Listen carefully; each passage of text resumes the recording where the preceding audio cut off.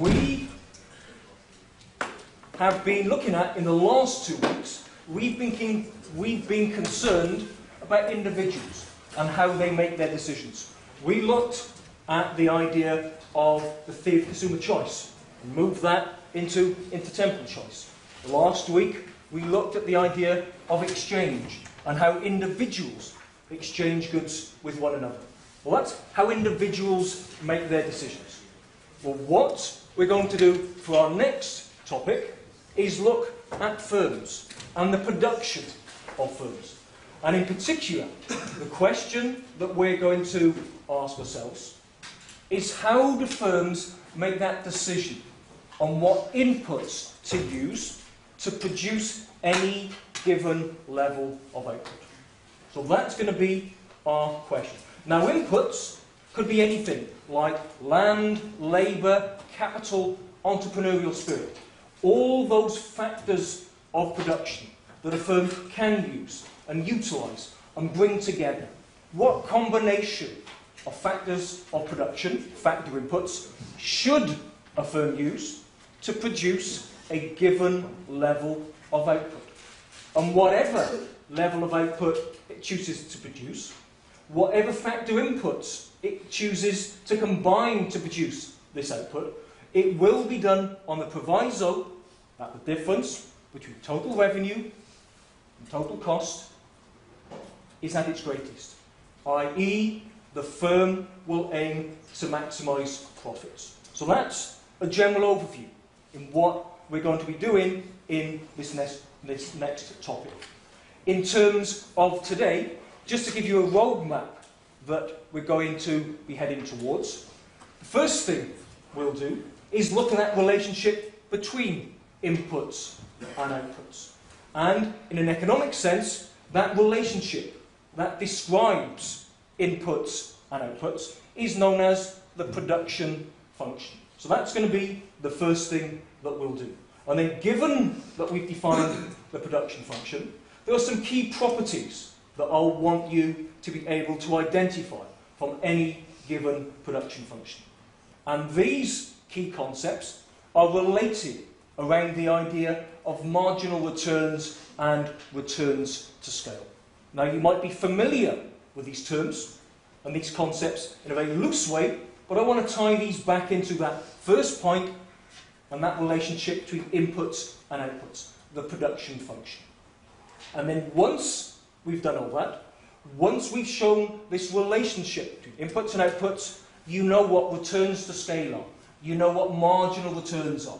All that will set the scene for what we need to do next week. And that is, how does a firm choose its profit maximising combination of inputs in both the short run and the long run.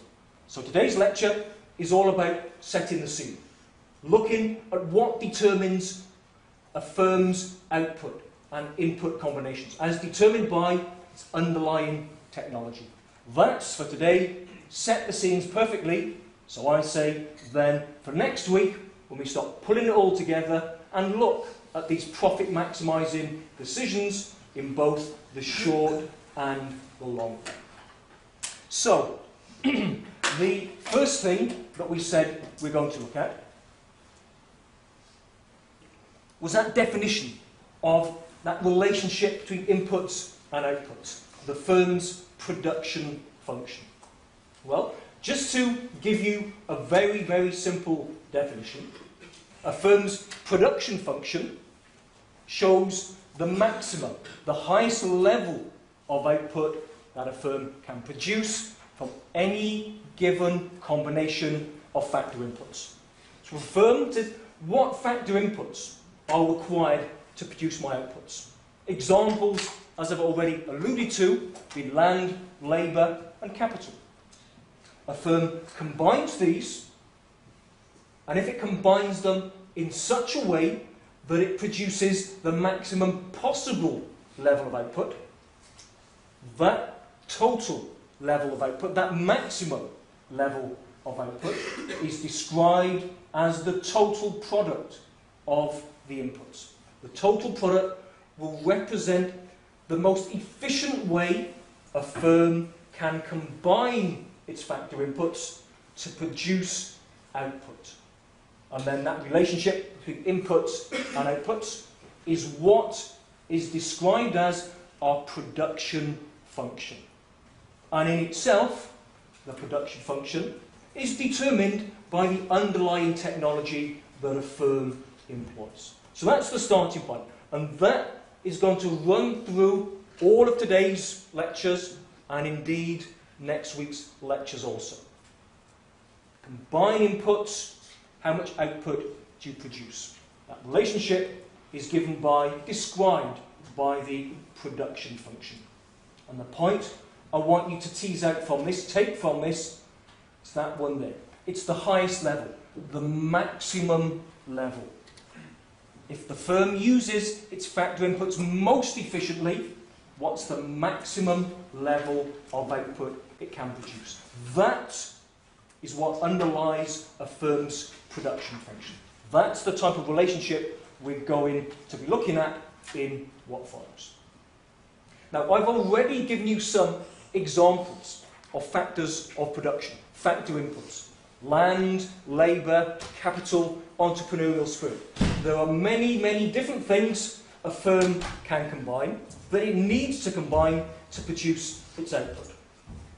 But what we'll do is to keep things nice and simple all the way through this entire topic.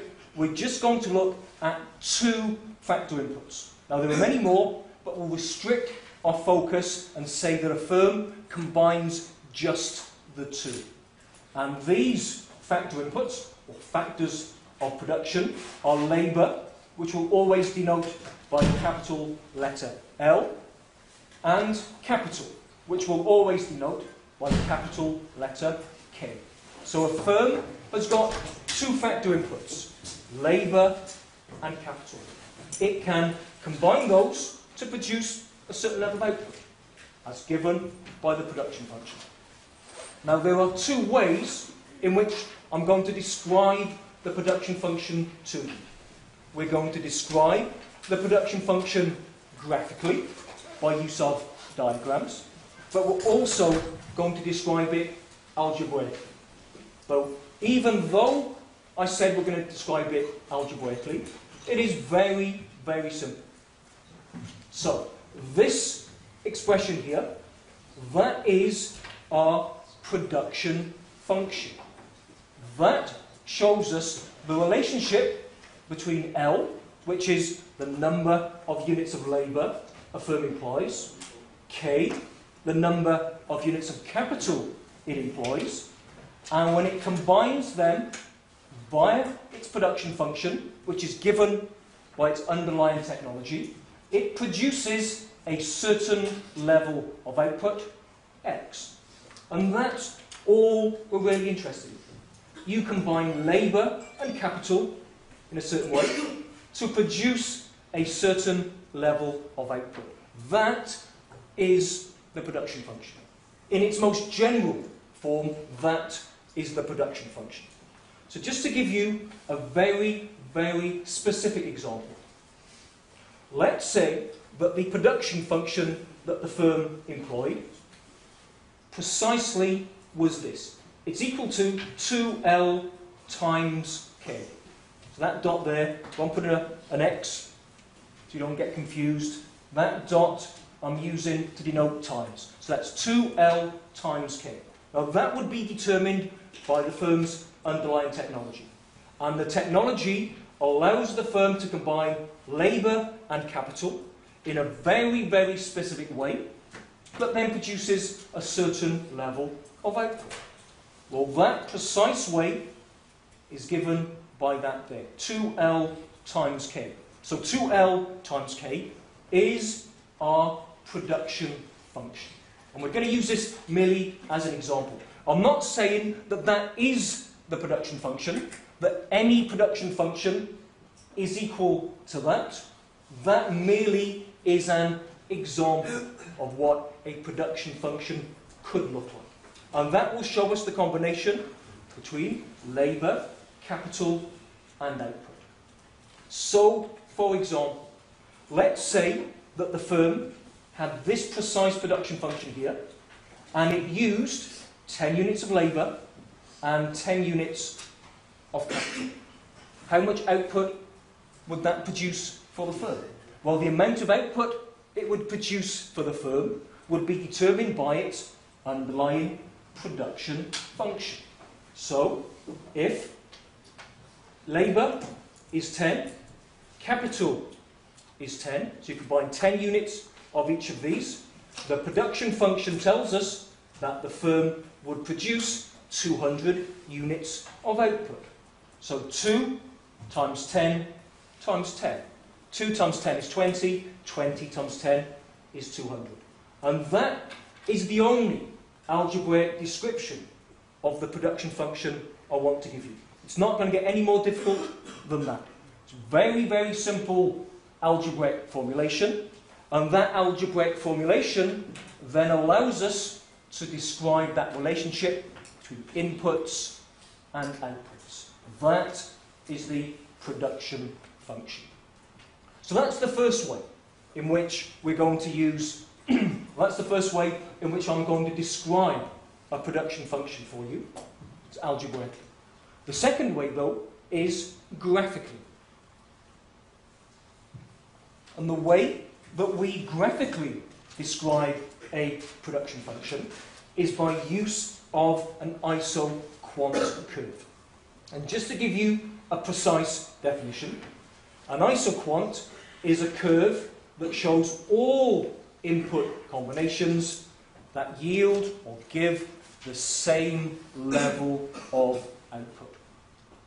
So if you've studied economics before, and you all would have done in your first year, you've probably heard of terms, curves, that have got that first term in there, iso, or iso.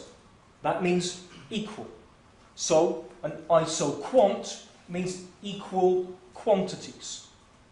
So it's combinations of factor inputs that give equal quantities of output. Later in our lectures, not today, but next week, we'll talk about iso profit curves. We'll talk about iso cost curves. Previously, when we talked about indifference curves, they were also called iso utility curves. Equal utility, or equal profits, equal costs. Here, though, what we've got are equal quantities. Combinations, all the various combinations of factor inputs that the firm can combine to produce exactly the same level of output. That's an isoquant. Now, were I to draw an isoquant, typically they're going to look something like this. Now, the important part, whenever we construct these diagrams, is that we're looking at combinations of factor inputs. So what's on our axes? We've got our factor inputs. And we said, for simplicity, we'd restrict ourselves to just 2 factor inputs. So we've got capital on the vertical axis. We've got labour on the horizontal axis. And the fact that I put capital per day, labour per day, it doesn't matter what the time reference period is. That's just there as an extra detail. It really makes no difference whatsoever. So we've got capital and labour. And so this space is drawn in capital, in combinations of capital and labour. And every point in this space here would represent a certain combination of labour and capital.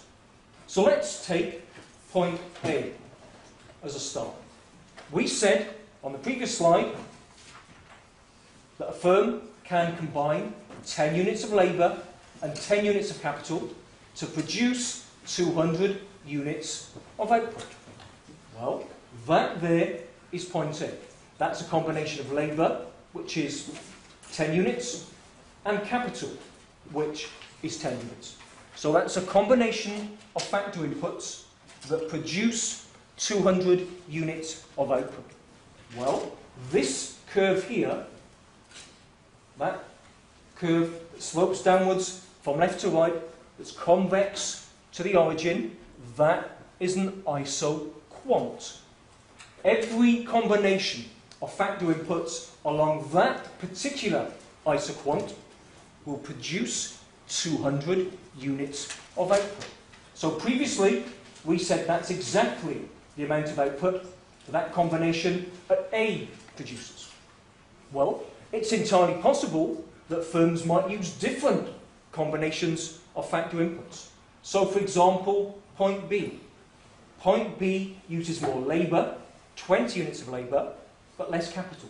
Now only 5 units of capital.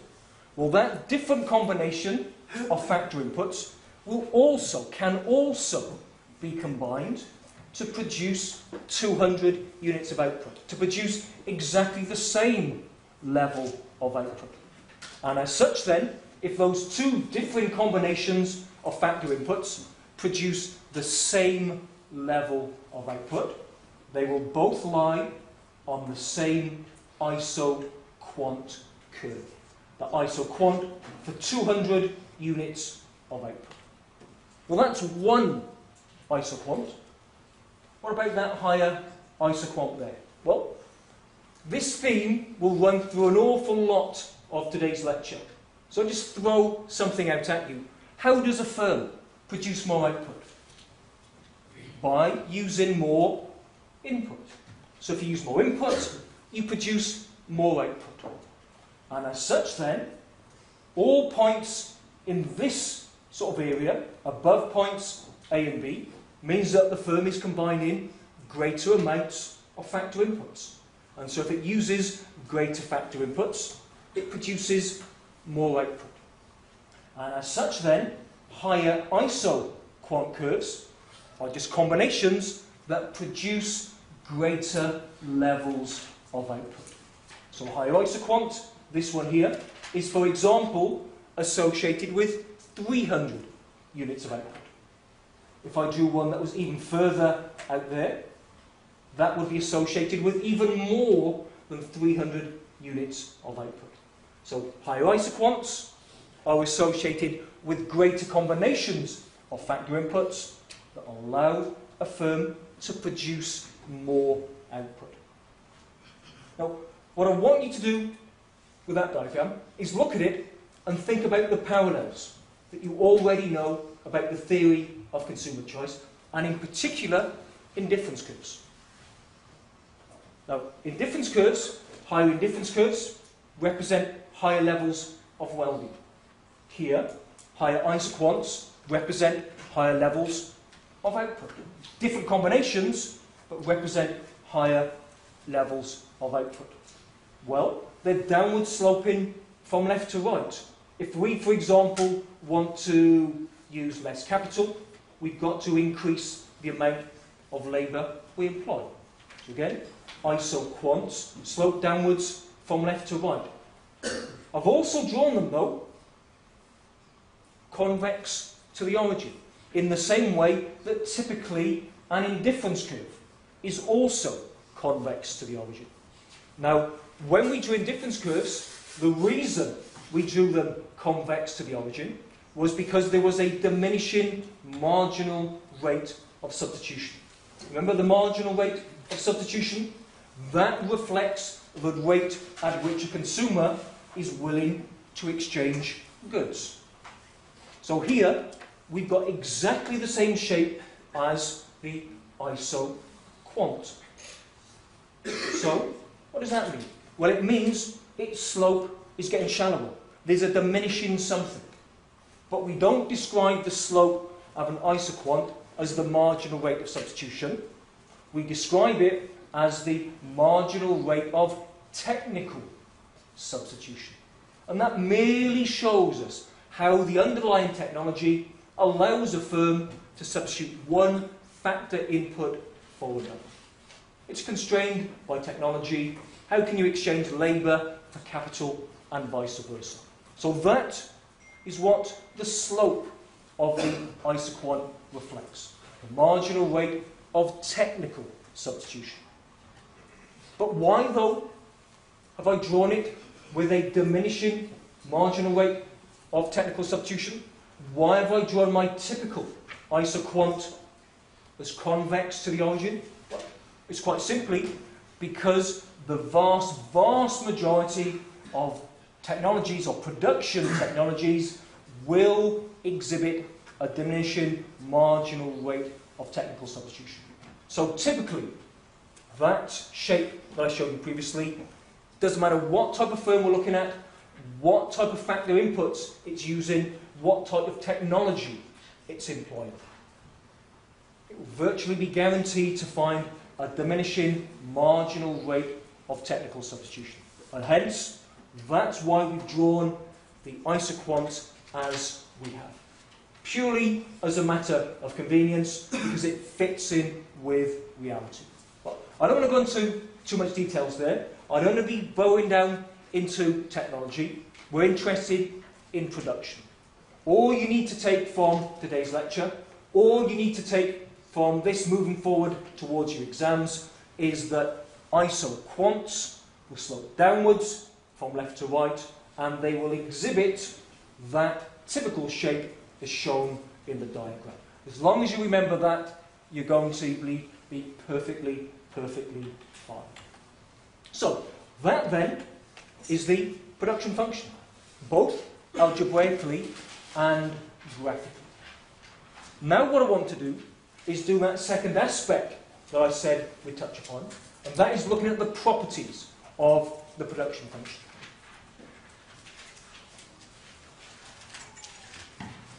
And there are two aspects I want to draw out.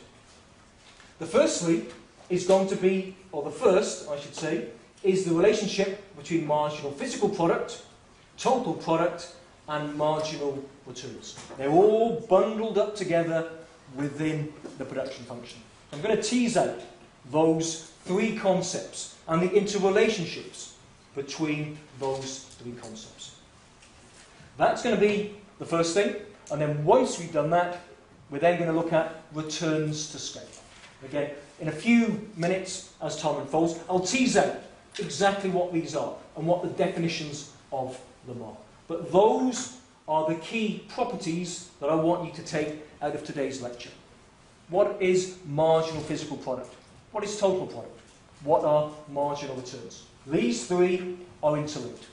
And once we've done those, then we'll look at that concept that you all should be familiar with, returns to scale, and how we can tease that out of a firm's underlying production function. Everyone finished copying that down? Yeah? So, the first of these then. Marginal physical product, total product, and marginal returns. Well, there's a concept here that underlies all of this. And that's the first one there. Marginal physical product. Now, I will make a confession. In lots of what I say, I will bandy two terms around, marginal physical product and marginal product. I'll use those terms interchangeably. They are the same thing. Marginal physical product, if I just say marginal product, I drop that word physical, I'm still referring to exactly the same thing. I'll try not to, but sometimes I will drop it and I'll mean the same thing. The only reason we describe it as physical product is that there's a concept that we'll see next week, which is marginal revenue product. Revenue product is to do with how much things cost, the value, to do with their revenue. Physical product looks at the number of physical units. So that is marginal physical product or marginal product. So, to give you a definition, the marginal physical product is the extra output that can be produced when a firm hires one additional unit of an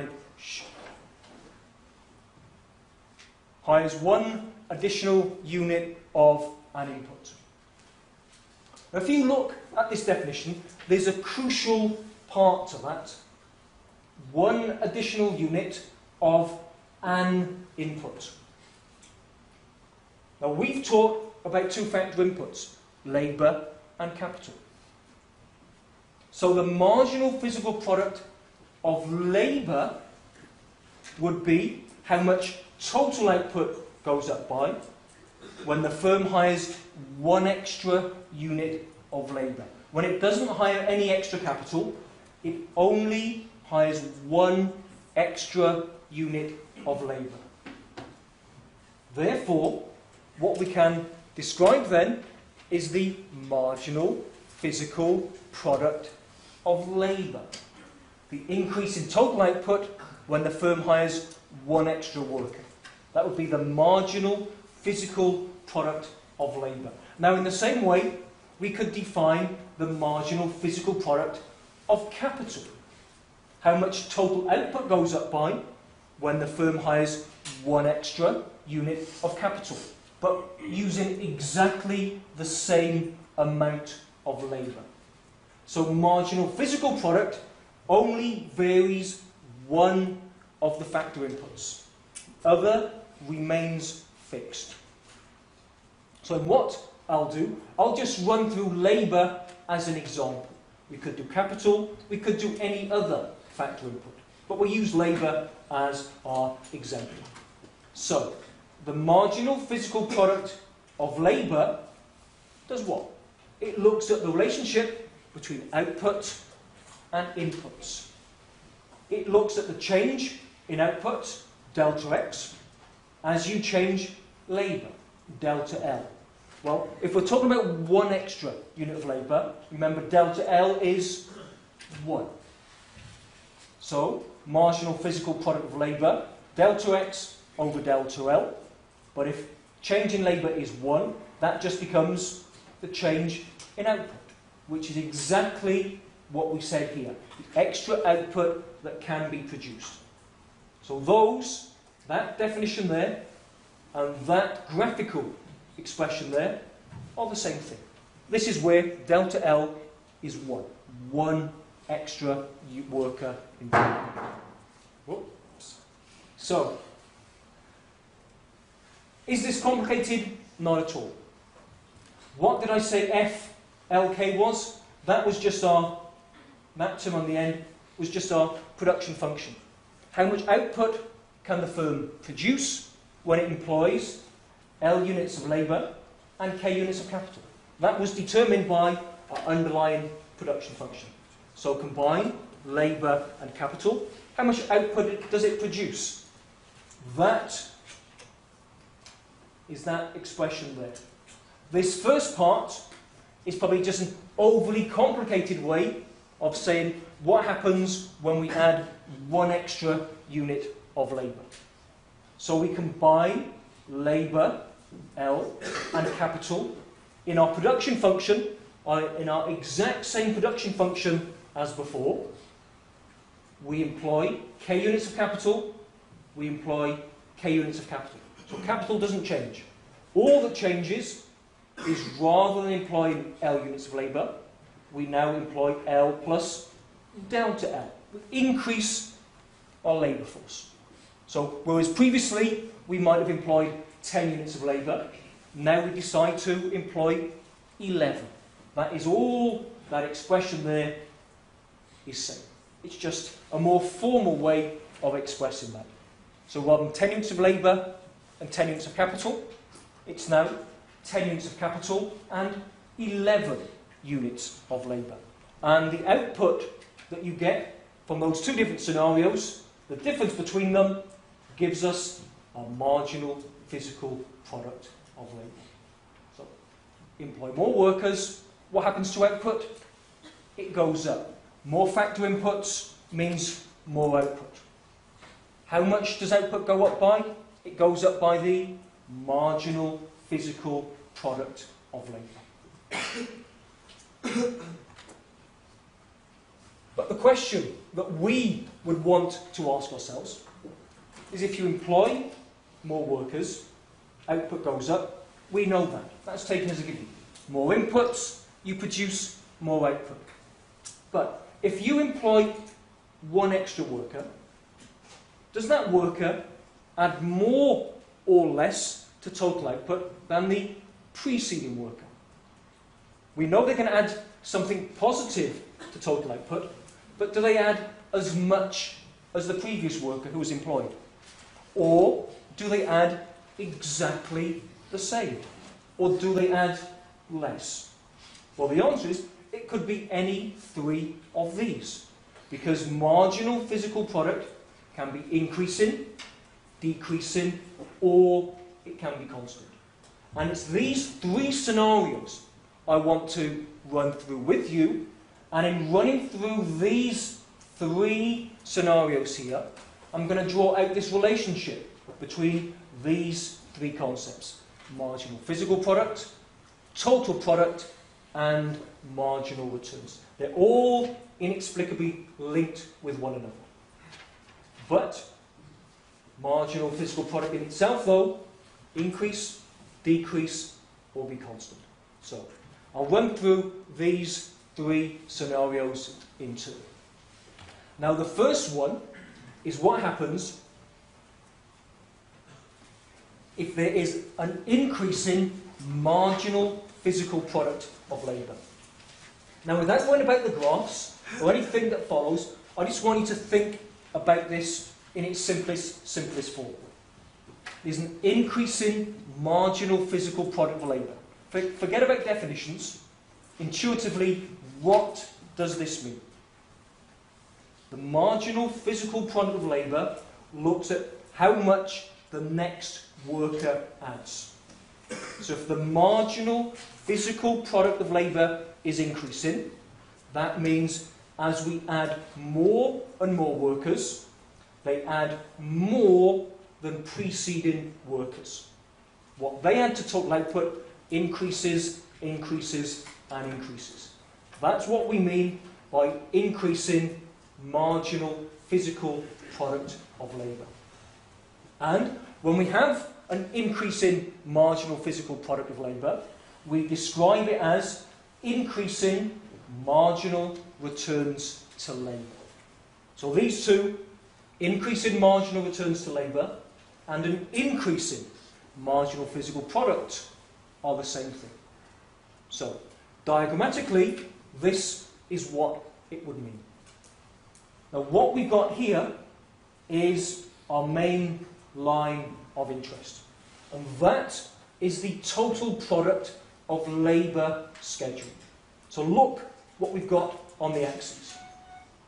We've got the amount of units of labour employed on the horizontal axis, and we have total output on the vertical axis. Now, what's this key relationship? This key relationship, if you use more factor inputs, output increases. So this line has a positive slope. It slopes upwards. As the firm employs more labour, output will increase. So that line will slope upwards. Now that's taken as a given. That line will not slope downwards. More inputs equates to more outputs. But this line here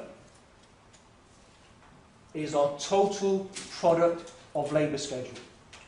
I'm representing it by that expression there. It shows us how total output changes as we use more labour, L, but with the capital stock fixed. Remember when we looked at exchange and that introduction to general equilibrium analysis last week? And when I talked about the endowments of good X and good Y, and I drew a bar over the top of them, I said that the reason we did that was to denote that that value, or that endowment, was fixed. Well, that's what we do in economics, and that's the exact same thing I'm doing here. This bar above the K merely denotes that the capital stock is fixed. So that doesn't change. All we're doing is varying the amount of labour. So with a fixed capital stock, as you increase the amount of labour, output would increase. And that relationship between labour and output is described by that curved line there, the total product of labour schedule. And it slopes upwards.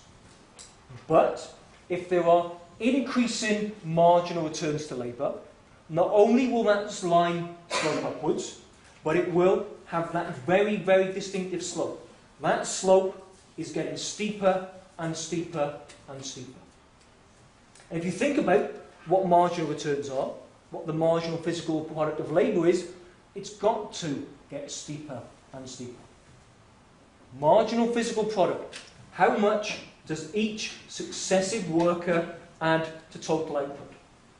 Well, if you're adding more to total output, that line there must be getting steeper and steeper, which it does. Or, another way of looking at it, think back to what I said the marginal physical product of labour was. I said it was delta X over delta L. It measures the relationship between output and labour. Delta X over delta L. Change in X over change in labour. Well, what have we got on our axes?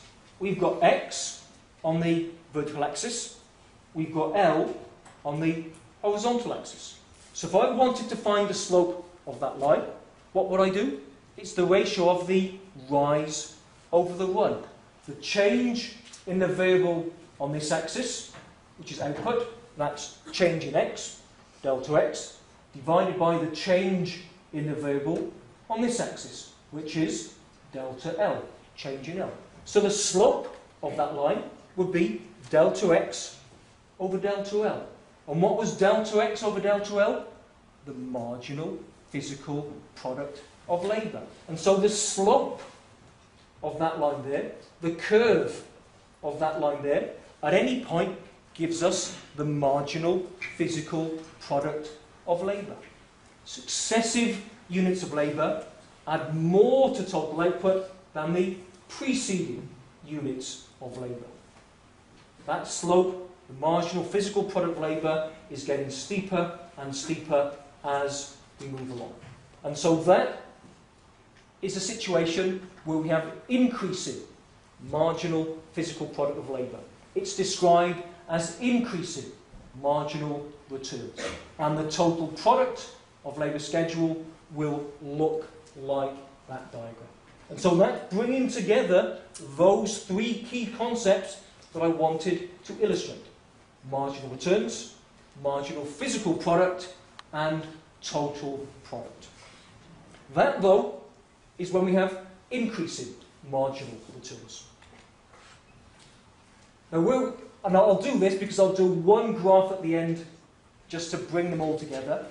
What we've said here with increasing marginal returns, the marginal physical product of labour schedule slopes upwards. It's positive.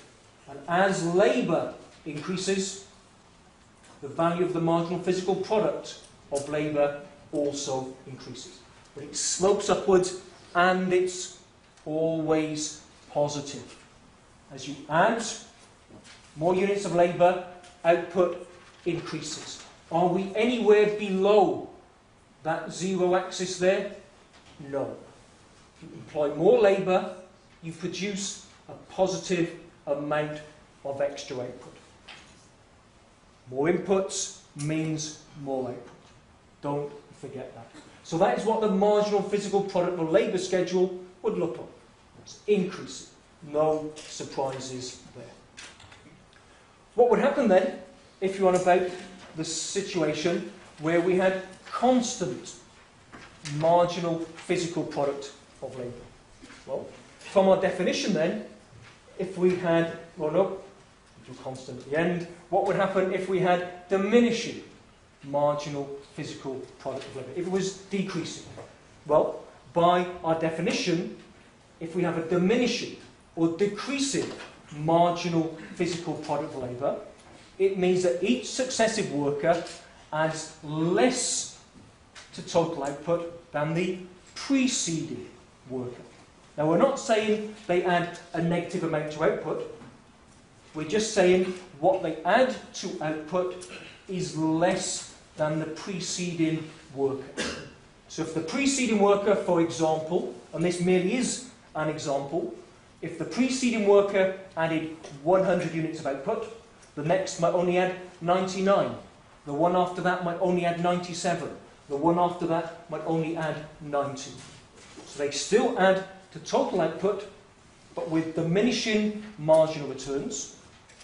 or a decreasing marginal physical product of labour. Successive workers add less and less to total output. That describes a situation of diminishing marginal returns, or the marginal physical product of labour is decreasing. And in terms of the total product of labour schedule, again, it would slope upwards. This time, though, see how the slope changes. We have a decreasing marginal physical product of labour. That describes the slope of that total product curve there. So if it's decreasing, it means the slope is decreasing. And this line, you can see, as it goes along, that line gets shallower and shallower and shallower. The marginal physical product of labour gets less and less. We have diminishing marginal returns to labour. And in terms of the marginal physical product schedule, what does it mean? You go, it slopes downwards. Again though, the point, does that ever become negative? It slopes downwards, but we're still adding to total output. Total output does not decline. That's not what that schedule here describes to us. Successive workers, what do they add to total output? These values here are all positive. So you're adding something to total output. What you take from this chart is successive workers add less than previous workers. And then lastly, and hopefully I won't need to spend too long on this, it should now be self-explanatory, when we have constant marginal returns to labour, it means that each and every successive worker adds exactly the same amount to output. If you employ one extra worker, they might add 10 units. An extra worker also adds 10 units. An extra worker after that also adds 10 units. Each and every worker adds exactly the same amount to total output. And so, the marginal physical product of labour is constant. And under such a scenario, we say there are constant marginal returns to labour. And in terms of the schedule that we've got, that relationship between output and labour, our total product of labour schedule, it's a straight line. And what can you tell me about a straight line? Its slope is constant. And what did we say about the marginal physical product of labour, which is the slope of that line? It's constant. So there you go. So all of this is tied in together. And so, very quickly, what does the marginal physical product of labour schedule look like? It's constant. You go, it does not vary. But again, take this point from there, it is positive. All of these extra workers add a positive amount to output. It's just that they add exactly the same amount. Now before I let you go for your break, I want to bring those three aspects together. I want to bring the idea about constant or diminishing or increasing marginal returns together. We've looked at them so far in isolation. And I said, if a firm's underlying technology exhibited increasing marginal returns, the total product would slope upwards. But slope upwards more steeply. We said if it was constant, it would slope upwards, but have a constant slope. And then last week, we said if it was diminishing, it would again slope upwards, but have an ever decreasing slope. We looked at those in isolation. But it is an observed fact that virtually all production technologies will eventually exhibit diminishing marginal returns. Now, it doesn't matter what firm we're looking at, it doesn't matter what technology we're looking at, and what factor inputs we're looking at.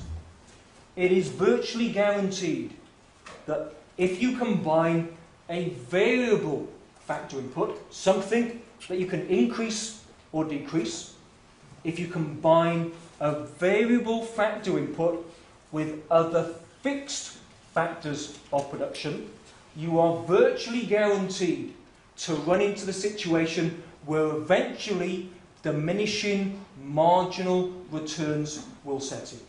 And that is such a common occurrence that it's referred to as the law of diminishing marginal returns. Now, that's not something that economic theory tells us. It is just an observation in practice. Combine a variable input when all other factors are fixed. There will come a point eventually where diminishing marginal returns set in.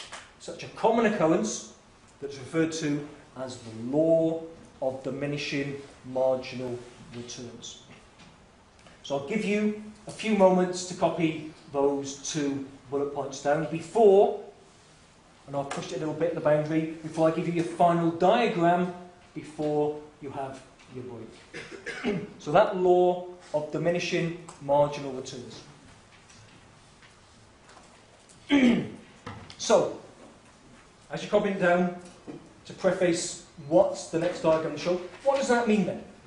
We've looked at diminishing marginal returns, increasing marginal returns, and constant marginal returns in isolation.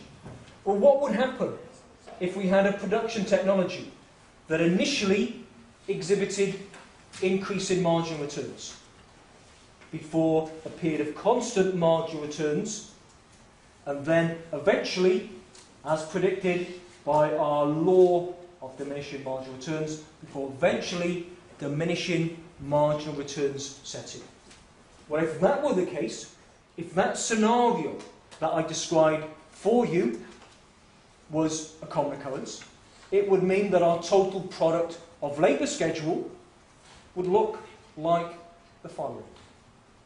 Something like that. And that typically is the pattern that would be exhibited by all production technologies, using all types of factor inputs. Initially, there will be a period of increasing marginal returns, where labour will become ever more productive, with successive increases in units of labour add more and more to total output. This is our total product of labour schedule getting ever steeper, up to L1, units of labour L1. Then, between L1 and L2, we have a period of constant marginal returns, where any additional worker adds exactly the same to total output as all previous workers. That's constant marginal returns to labour. Until anywhere beyond units of labour L2, as we employ more and more workers, they become less productive. This is where diminishing marginal returns set in.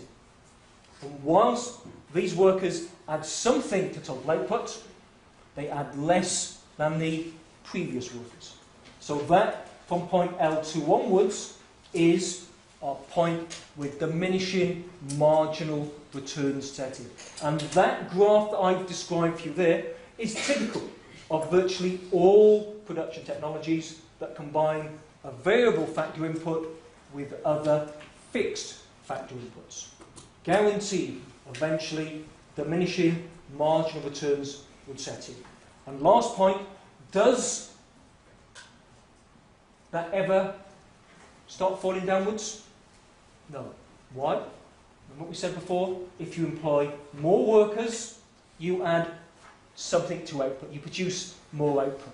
So when you draw graphs like this, total product of labour schedule, it should not begin to come down again.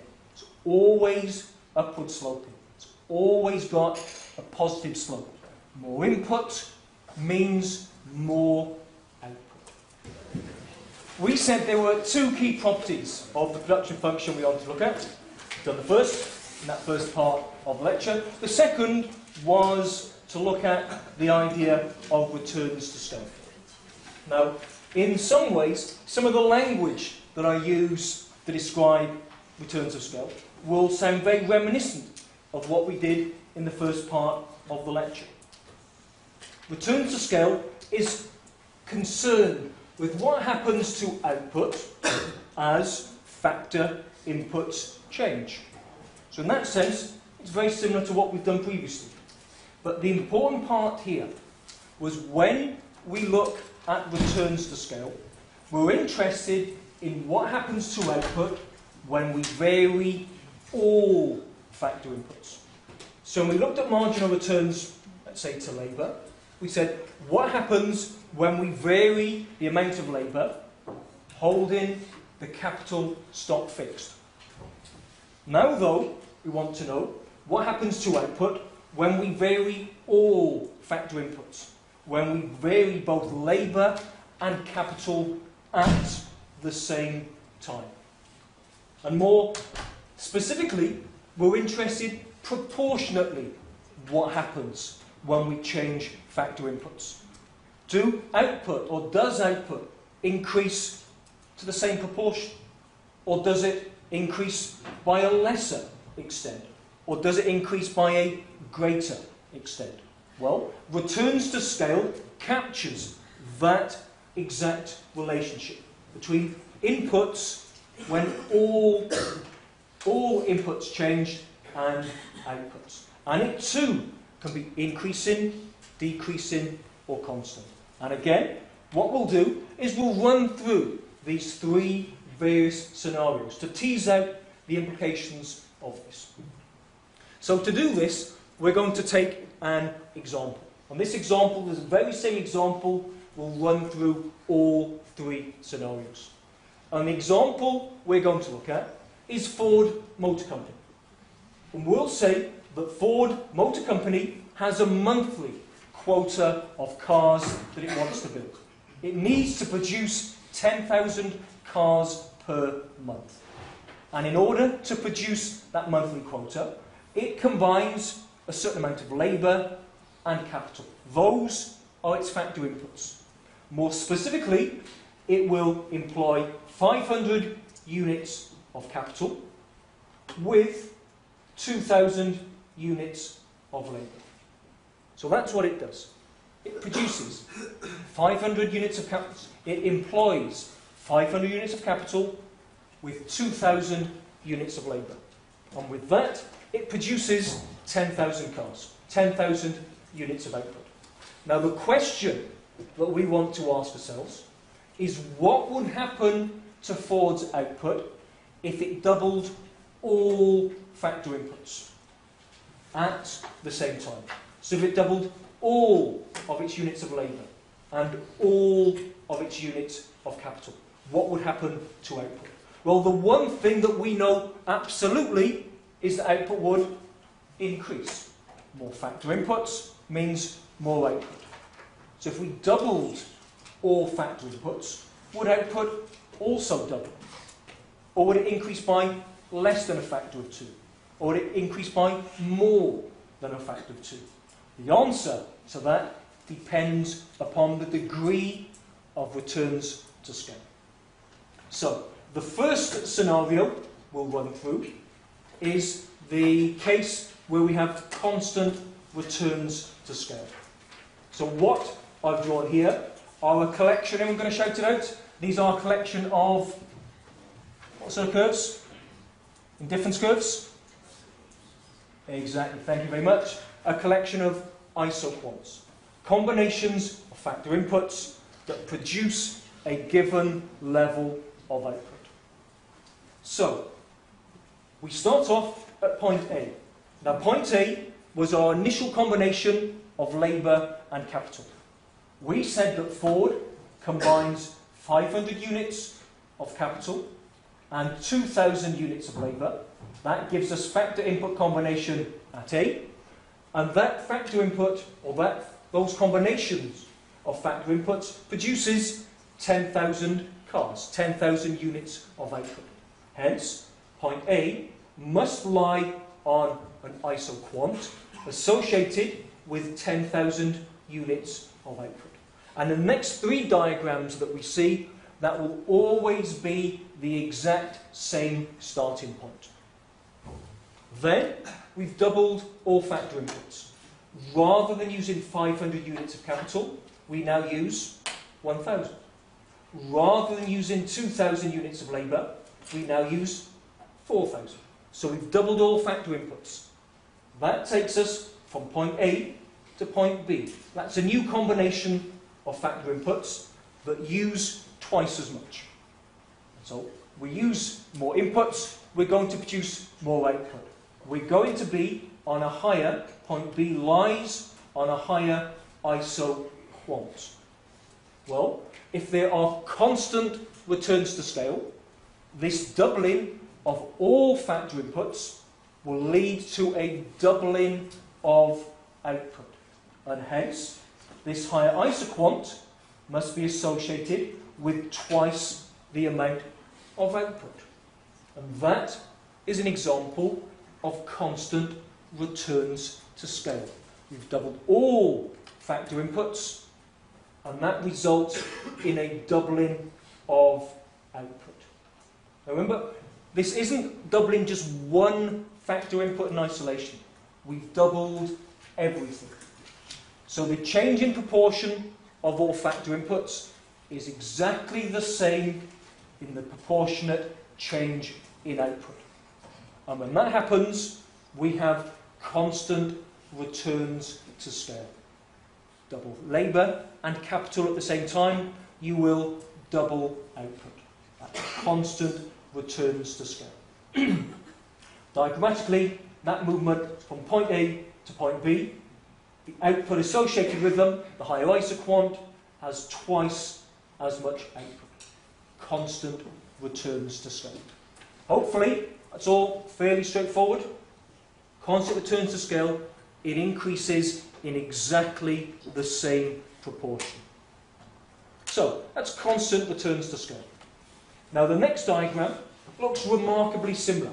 Indeed, it's the exact same diagram apart from the label that I've put on that top isoquant.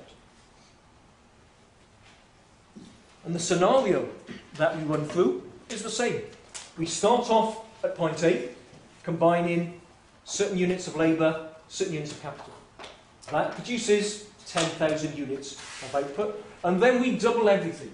We double all factor inputs.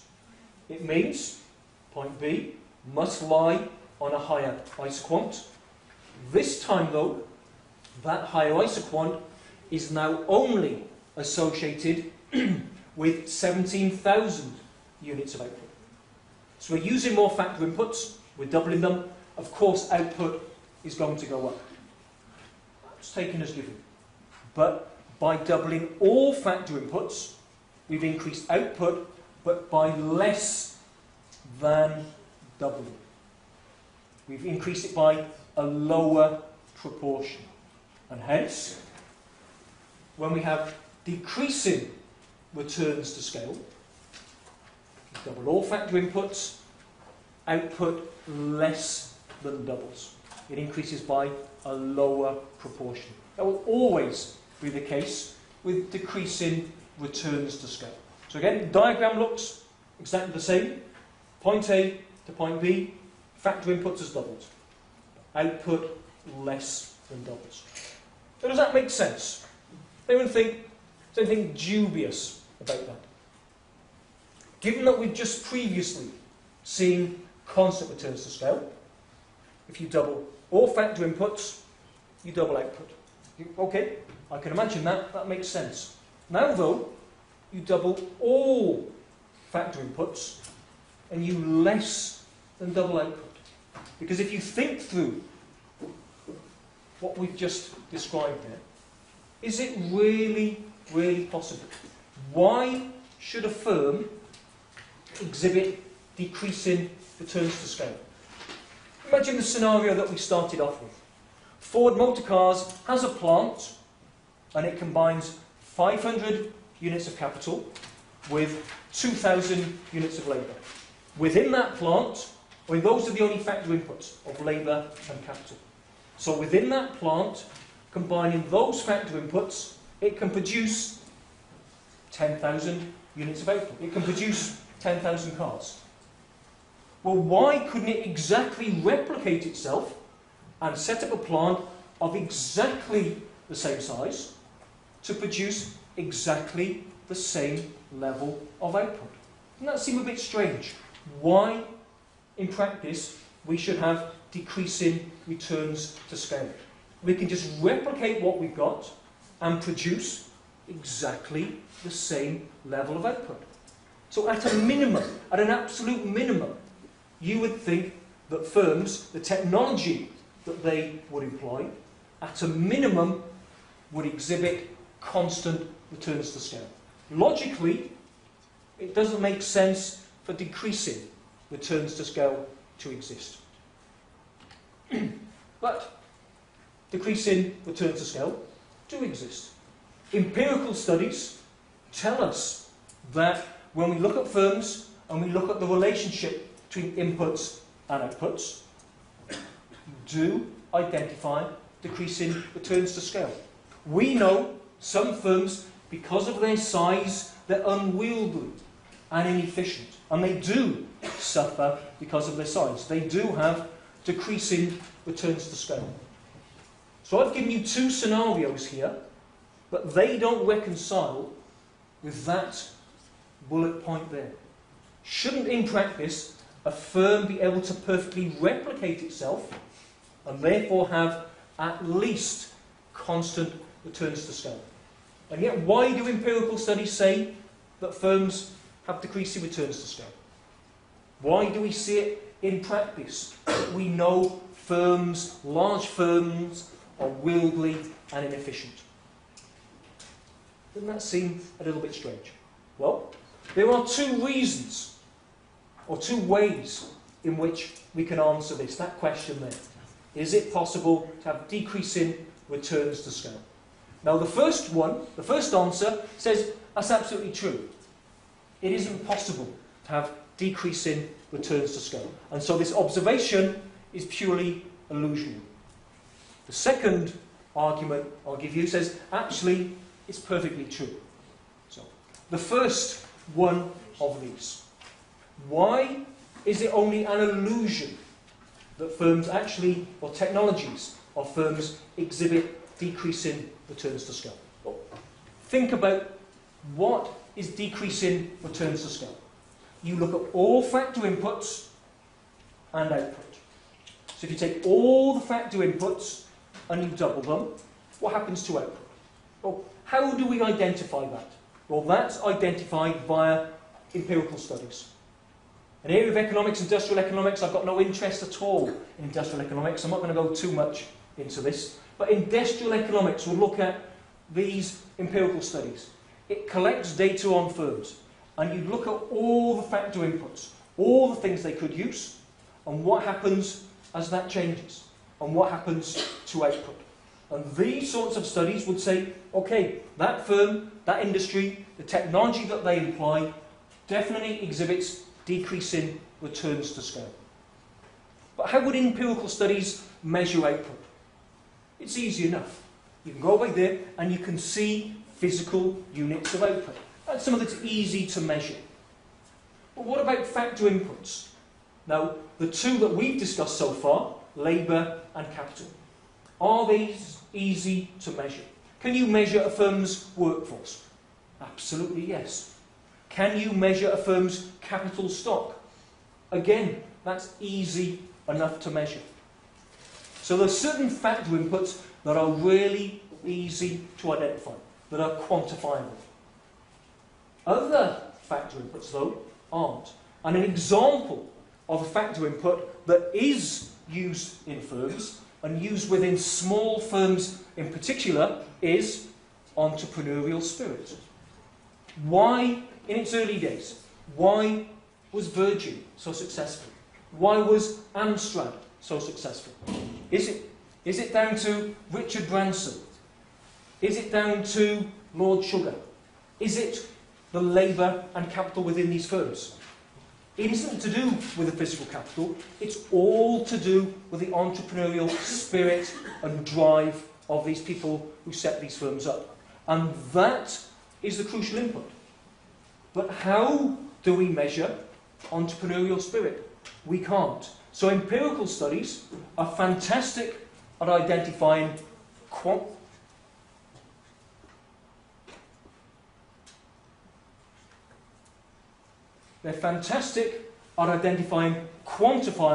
inputs, labour and capital, but they can't measure these intangibles.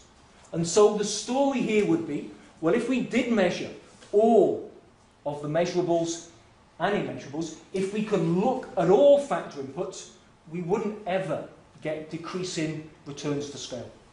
And so it's merely an illusion. Because who are those firms that use entrepreneurial spirit and ability more intensively? It's small firms. And therefore, as these firms scale up, they use more and more quantifiable, observable factor inputs. But we're missing the input for small firms. And hence, it's merely an illusion. So, what they would say is decreasing return to scale aren't possible. So that's one possible argument. The second one, though, says that it isn't illusionary. Absolutely, it is possible for decreasing returns to scale to exist. And to answer this, what I want you to do is go right back to that very second slide that I gave you, and where you defined the production function. And even before that, right at the beginning, I said when we're looking at this topic of production, it's on the proviso that the difference between total revenue and total cost was at its greatest, that firms maximise profits, that firms combine factor inputs in the most efficient way to produce the maximum level of output. Well, is that true? Do firms aim to make a profit? Well, pretty much all of them would do. So that's true. But do they all look to maximise profits, to make the maximum profits available? Whilst they look to make a profit, large corporations and those who control large corporations don't always have profit maximisation as their number one objective. They will be concerned with other considerations, such as growth, such as sales targets, such as markets that they enter. Or they might be interested, or the managers, the senior managers of these firms, would be interested in being associated with large centralised organisations, which make them look very powerful, but in themselves are very inefficient, and would benefit from being broken up into more efficient and autonomous units. But it's those people who control these large firms aren't interested in that. And really, what we have here, when we identify decreasing returns to scale, yes, they do exist, but it's not anything to do with the efficiency of firms and the underlying technology that firms employ that we're looking at here with the production function.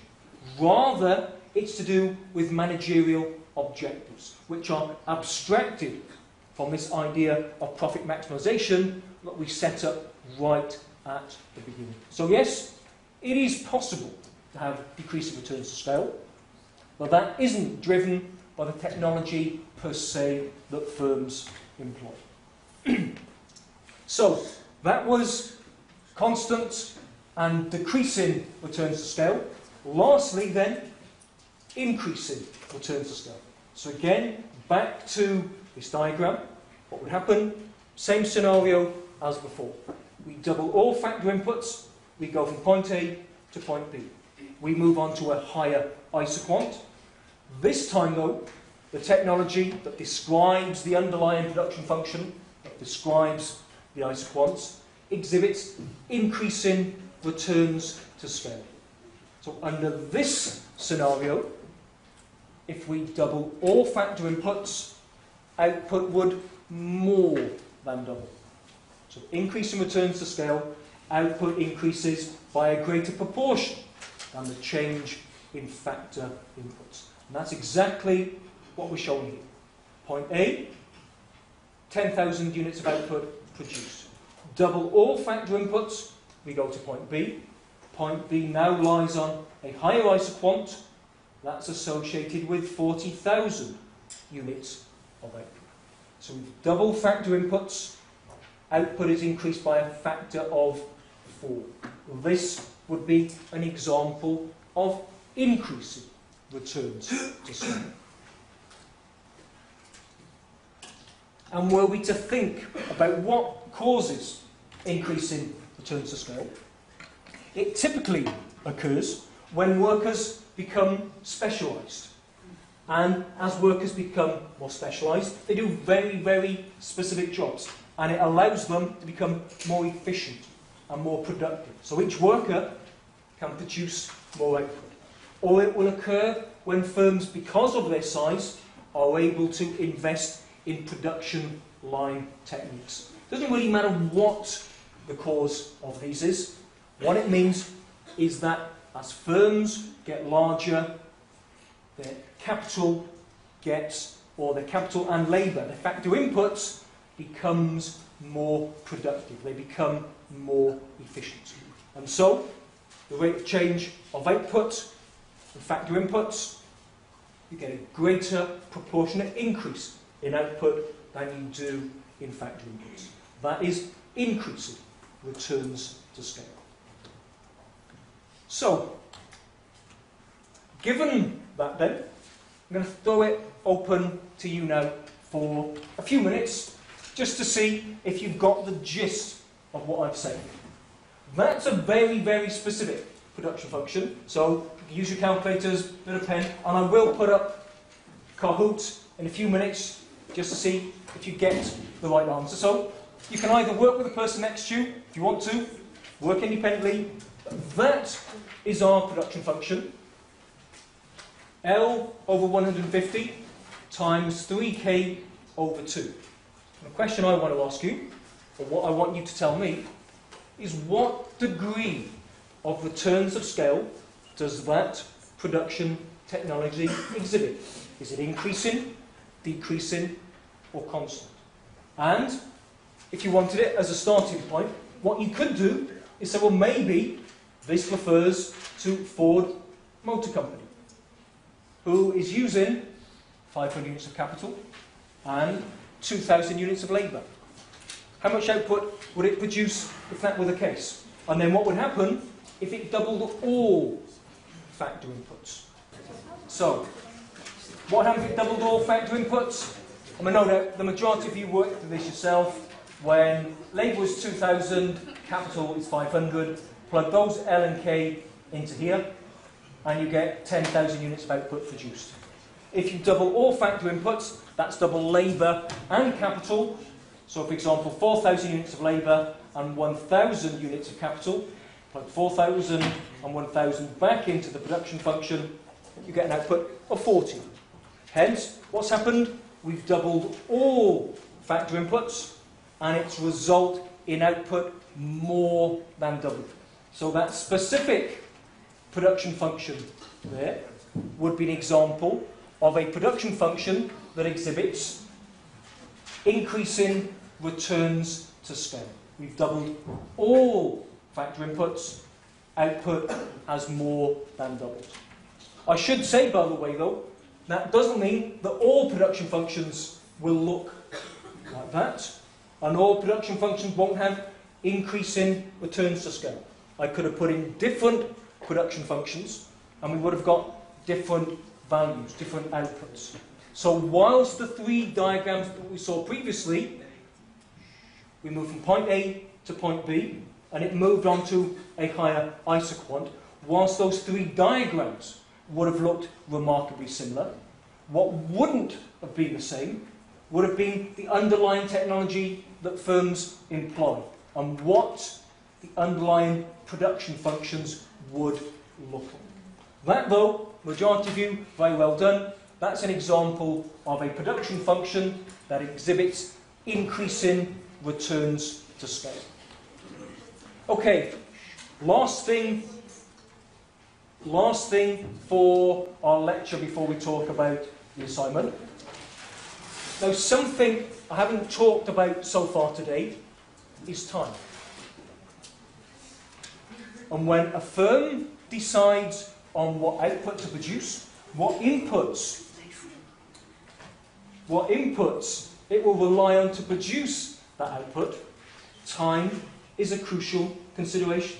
Because over a very short period of time, it might be wholly impossible to vary some factor inputs. And other factor inputs will take longer to adjust than others. So running through all this, whenever a firm decides on what factor inputs to use, is this variable of time. It's that time reference period that's crucial. And as such then, we can define two distinct time periods. And these time periods are the short run and the long run. Now, to give you a formal definition of what these two time periods are, the long run is that time period over which a firm is able to vary all of its factor inputs. Not just some of them, but it's got to be all of them. It's that time period over which every factor input is variable.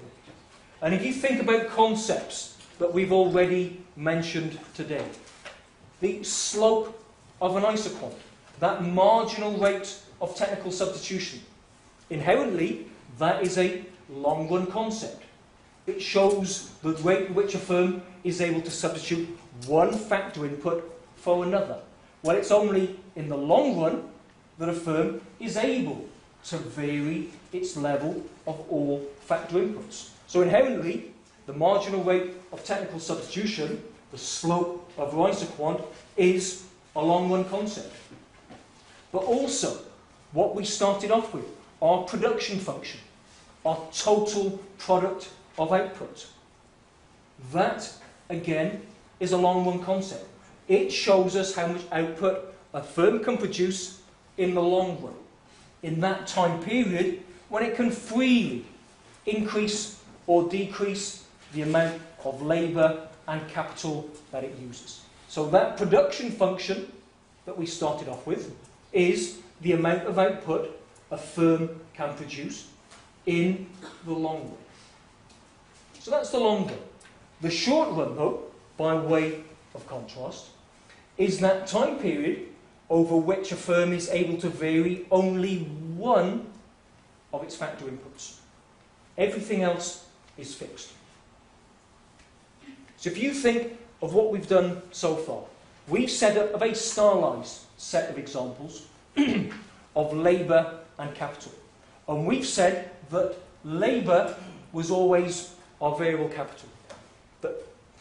We said that labour was our variable factor input, that capital was fixed.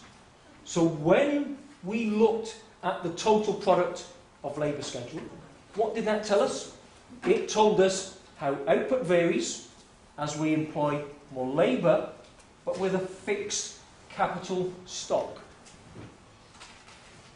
That is what the total product of labour was, which is inherently a short-run concept. How much output do we produce if we combine labour and capital, but can vary only labour, and capital is fixed? Well, that would be the amount of output we can produce in the short run, that time period over which only one factor input is variable. And there's a difference between these two. That's how much output is produced in the long run. This is how much output is produced in the short run. But we've already seen that, haven't we? That was our total product of labour schedule. And typically, what does it look like? We said a firm whose production technology exhibits initially increase in marginal returns, followed by a period of constant marginal returns, before eventually diminishing marginal return sets in. That is what the total product of labour schedule will look like. All I want to do, this last point for today, is put an alternative interpretation on that total product of labour schedule. That is also our short-run production function. It shows us how a firm is able to vary its level of output in the short run. But in the short run, what can it vary as factor inputs? It can only vary one of its factor inputs, which we said was labour, on the assumption that our other factor input, capital, was fixed. So that then is the short-run production function. And it's that idea around the short-run production function that we're going to finish with, that we're going to, and I did that one out, that we're going to start with next week.